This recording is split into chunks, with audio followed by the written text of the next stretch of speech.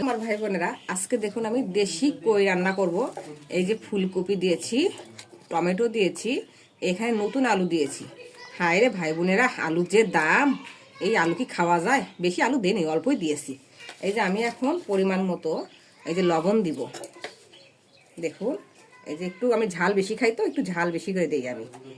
ঝাল দিলাম, এখানে হলুদ দিলাম, আর এখানে হচ্ছে খাঁটি সরিষার তেল দিব। বাস, আর এখানে আমি গোটা জিরেও দিয়ে দিলাম,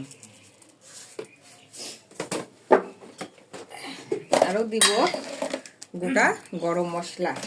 এখন আমি এই মাছটা হাতে মাখবো। ও, যা সুন্দর স্মেল এখনই বের হয়েছে! দেখুন, এটা কিন্তু গা মাখা মাখা ঝোল হবে, অনেক সুন্দর।